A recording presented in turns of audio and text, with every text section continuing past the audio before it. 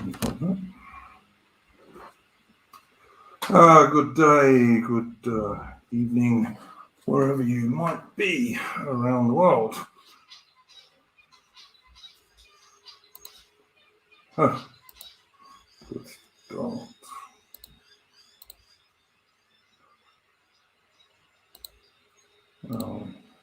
Good. Sorry, I had the stream on a different part of my screen. This is just going to be a fairly short stream because I was watching AA's Unpopular Opinions a little while ago, and I was getting increasingly annoyed at people like Charlemagne, etc., coming out with complete nonsense about aircraft carriers, and apparently not even being able to do a fairly simple Google search. If you saw the thumbnail for this stream, you will have noticed that that is HMS Queen Elizabeth next to an American supercarrier, and you will notice there is not an enormous difference in size. Although I will be showing some more pictures of various carriers in a minute. However, as I usually do with these streams, I'm going to play a little short introduction just to give people time to come in, etc., if they would like to. Right.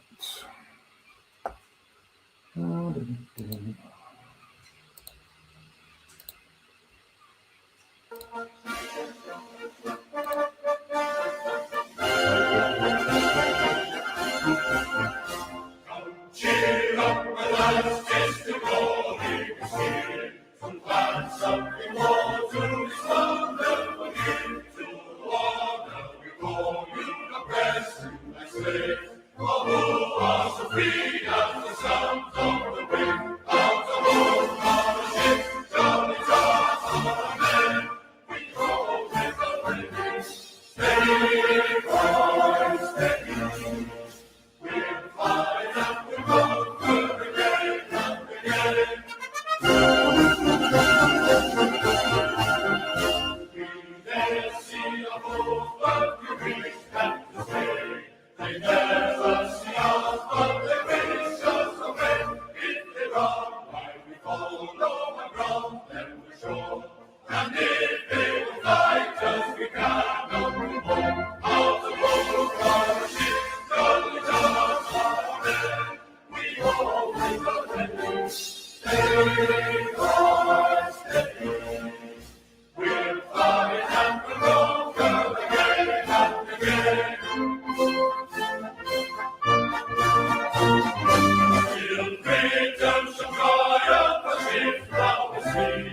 Astounded in justice and wars will be free. Then cheer up and lads, free from heart and sea. Our soldiers, our sailors, our statesmen, our king. On the road and the ships, jolly stars on our men. We go with the wind. Steady, boys, steady. We'll fly up the corner again and again.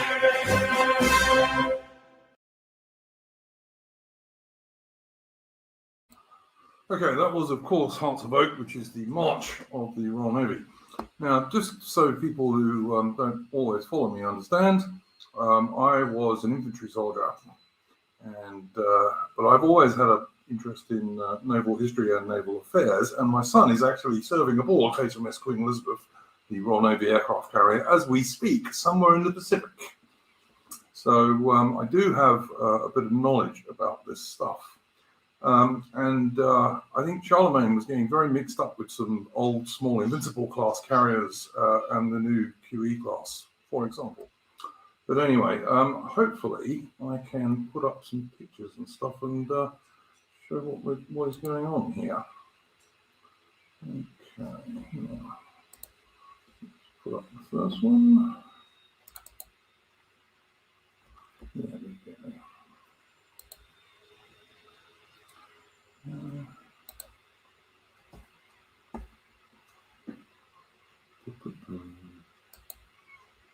There we go.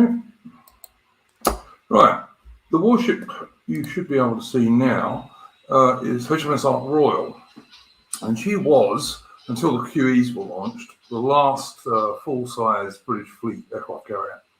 In her latter days, she was retired in 1978. She was about 58,000 tons full load and could carry something like 36 fast jets, as well as some helicopters. I have no idea who AA banned. This stream has got absolutely nothing to do with that. This stream is about aircraft carriers. It's not about anything else. T in the chat. So anyway, this is HMS Ark Royal. As I said, by the time she retired, she was about 54,000 tons full load, and could carry about 36 fast jets plus some helicopters. But she was retired in 1978. So from there, we will go on to number 2. Running a little bit bloody. Right, from there, we will go on to this fairly famous ship.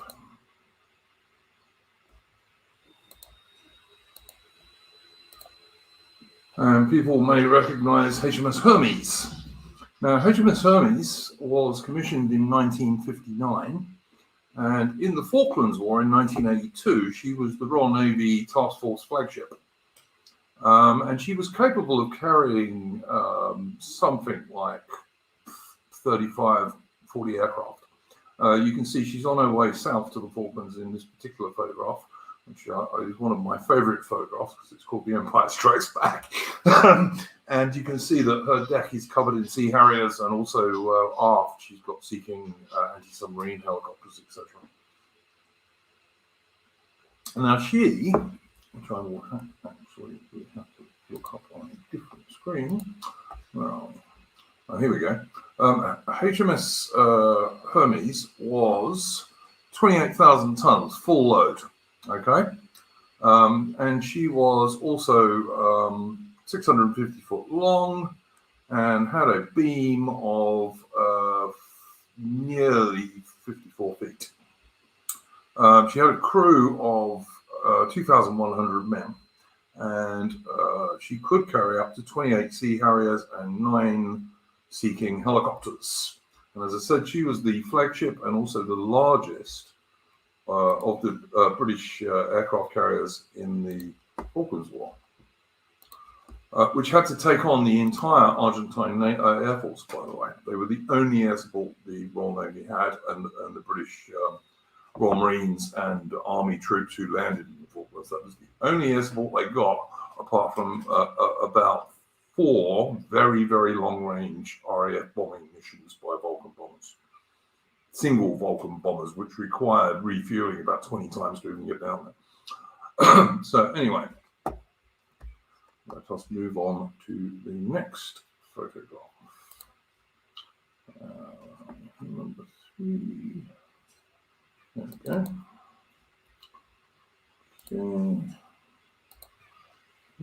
Screen. No. Okay. Here we have HMS Invincible. Now, the photograph that Charlemagne showed on the Unpopular Opinion screen next to the US supercarrier was actually one of these ships. The Royal Navy built 3 of them from the late 1970s onwards, and they served very successfully in a number of campaigns, including the First Gulf War and the Second Gulf War. And of course, HMS Invincible was the second Royal Navy aircraft carrier in the task force that liberated the Falkland Islands from the Argentines in 1982, which apparently Charlemagne never heard of, but there we go. The young people these days don't know much history, I think. Now, she was a smaller ship than Invincible. And again, I will just quickly look up the details because I've got them here. Here we go. Now, she was 22,000 tons full load, and she was 689 feet long and had a beam of 118 feet. And she could carry initially 12 Sea Harriers and 10 Sea Kings, although later on they were altered slightly to carry more aircraft, and then they could carry 18 Sea Harriers and something like 6 Sea Kings. And as I say, that ship was 22,000 tons. Okay, you need to bear in mind some of these sizes and stuff for when I get on to what Charlemagne was pleased to call the Japanese destroyers, which is quite interesting. Anyway, okay, so now the next one I'm going to show you is HMS Queen Elizabeth, I do believe. The right one. Yeah, it is. Cool.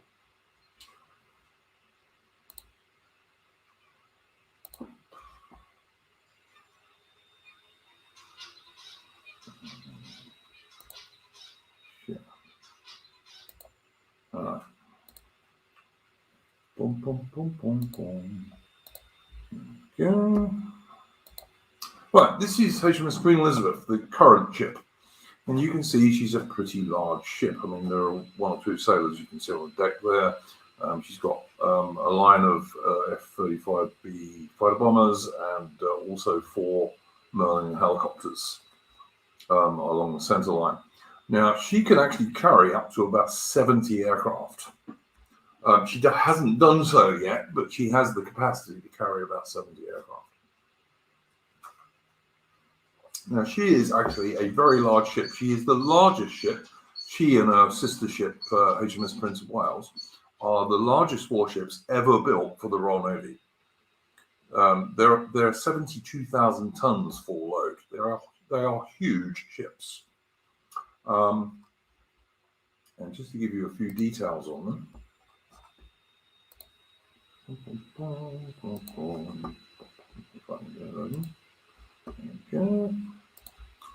Okay. As I said, 72,000 tons full load. She is 920 feet long, and she has a beam of 240 feet. Her flight deck is several football fields. She can carry, as I say, up to about 70 aircraft. She doesn't normally carry that many, but she can. But unlike some of the American carriers, for example, she can actually manage on a crew of about 1,600, which is only about a third of the crew that the American carriers require. She's got quite a lot of automated systems in terms of weapons handling, sending up bombs and missiles and what have you to the aircraft and all this kind of shit. She can make about 30 knots full speed. She has a range of over 10,000 nautical miles, and she can also carry up to 900 troops if she has to. She's a pretty impressive warship. She's actually quite a lot bigger than the French carrier Charles de Gaulle. French only have 1 carrier, by the way. And Charles de Gaulle is a conventional carrier, like she's a cats and traps carrier, like the American ships. But Queen Elizabeth can actually carry more aircraft than the French carrier can.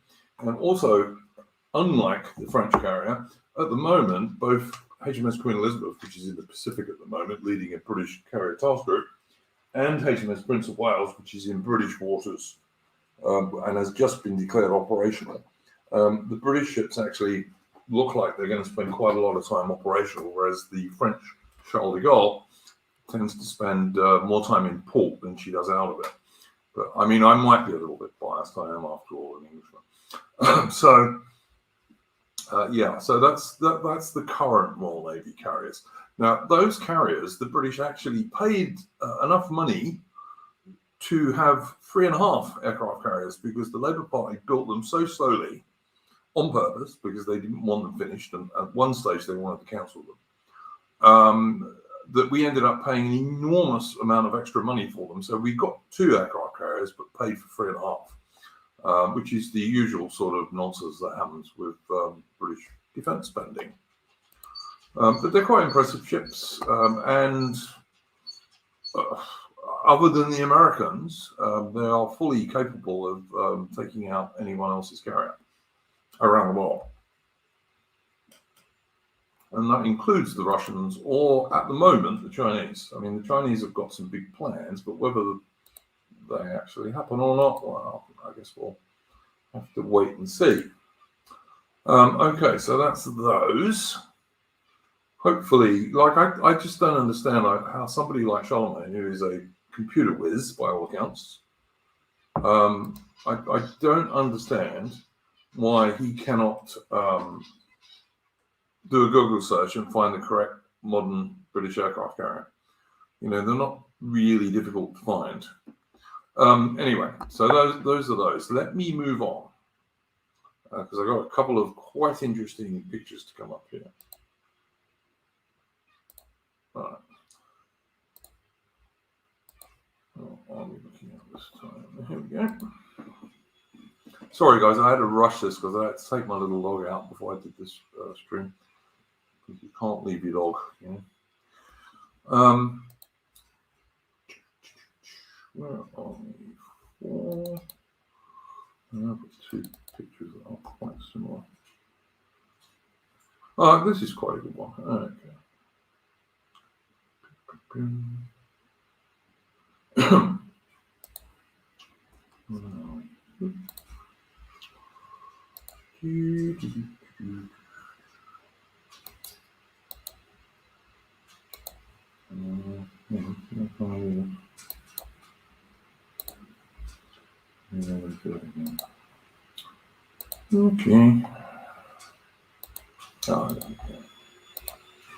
Okay, this is quite a nice photograph.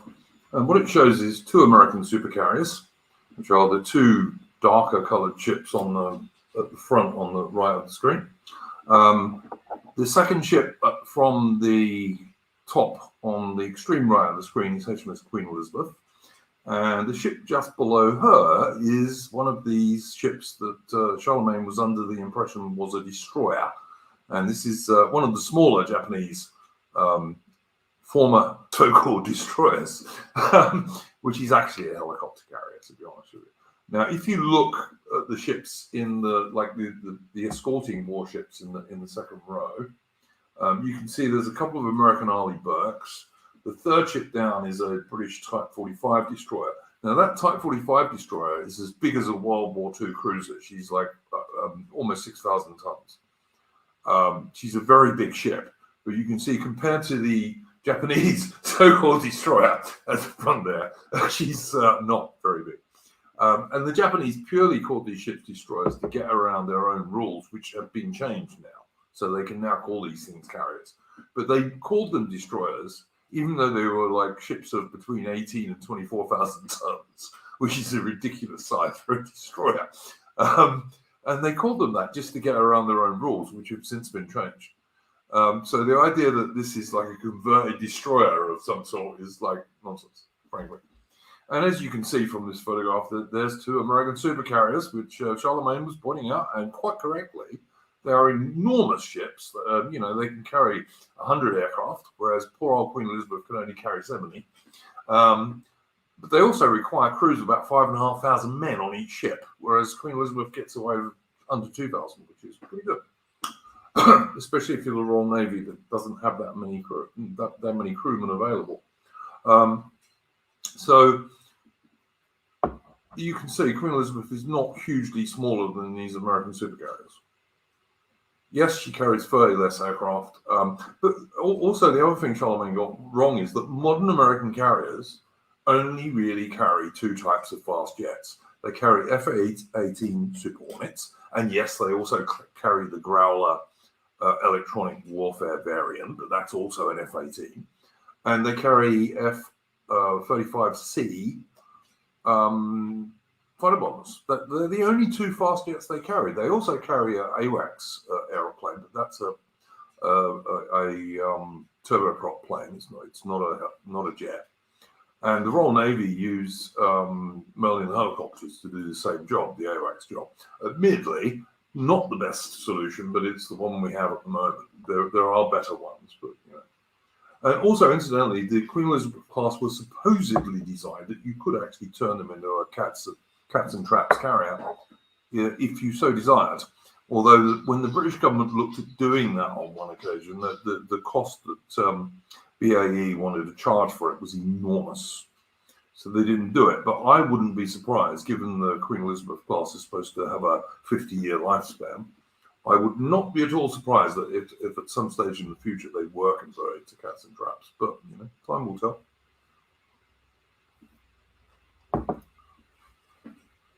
I have no idea what Biarki is talking about, and I don't really give a fuck. But anyway, excuse me, sorry. So anyway, that's that one.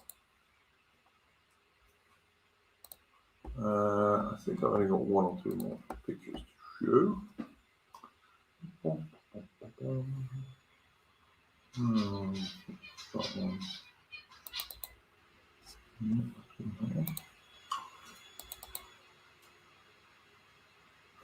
Yeah, this one's pretty good.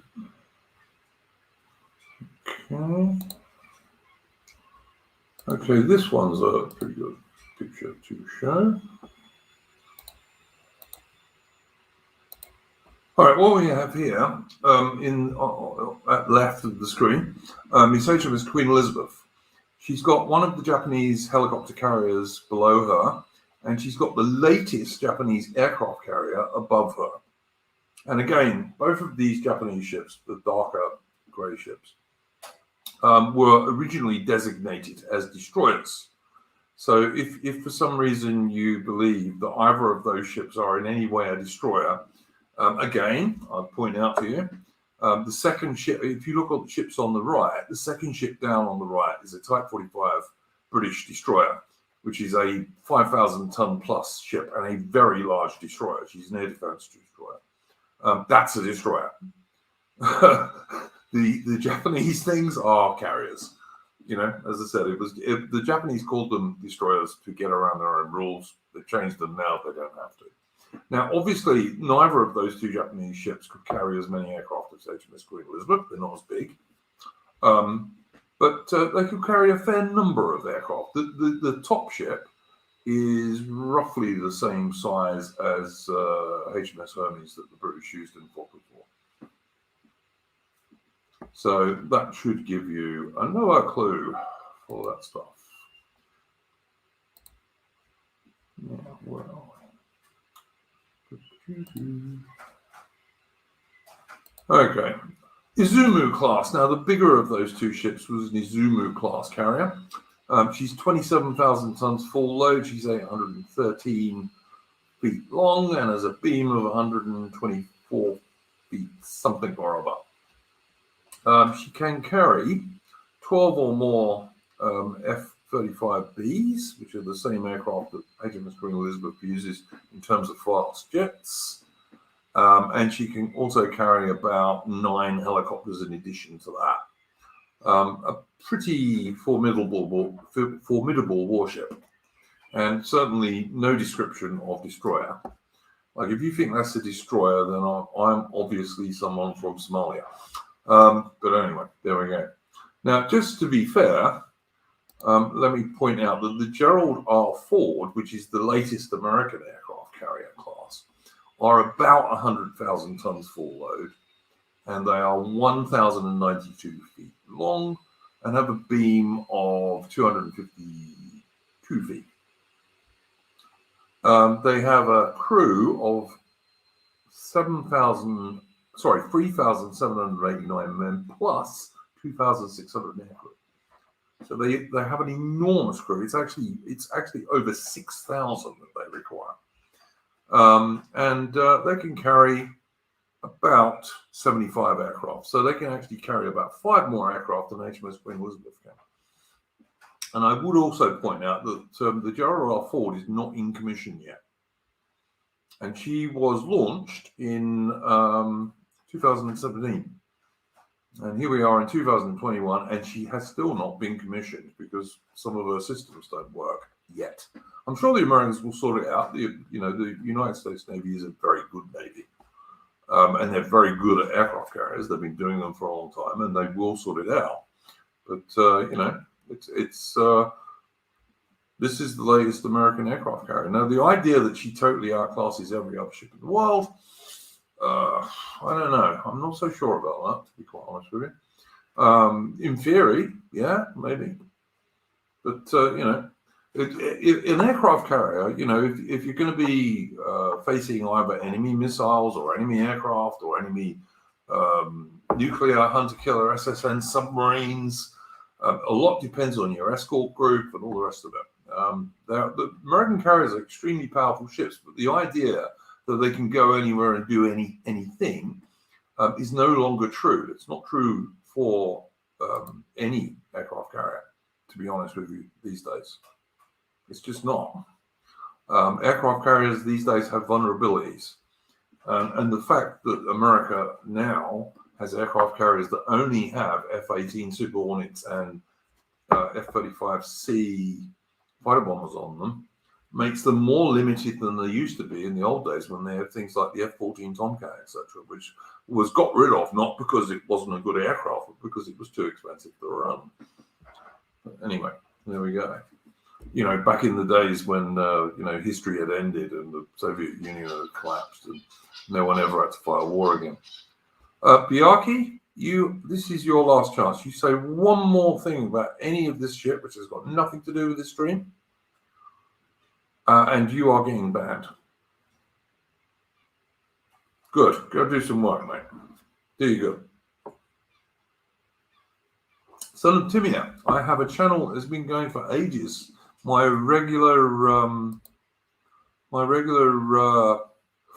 Saturday night Splendid Isolation stream we're on episode 43 this coming Saturday.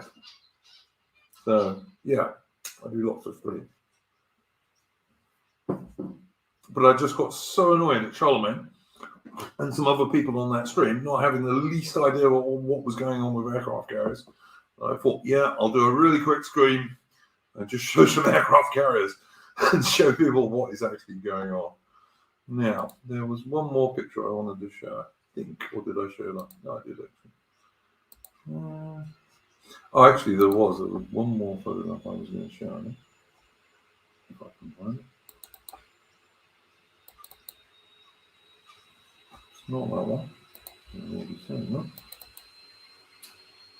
Showing that.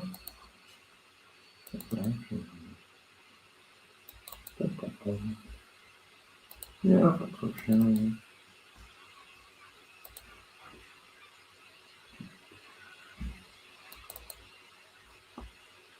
Nope, that was it. So that was all the carriers I was going to show. And hopefully that will explain things to people. If someone who is on Twitter, which I'm not, wants to send a link to this video to Charlemagne, I should be very grateful, because it may explain some stuff to him, perhaps.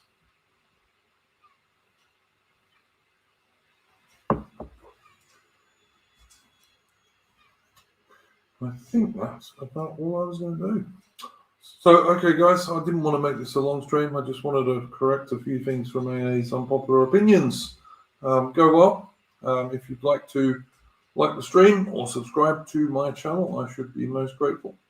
And I will be back at 9 p.m. UK time, which is 7 a.m. Australian time these days, with Splendid Isolation on Saturday night UK time or very early Sunday morning for people in Australia.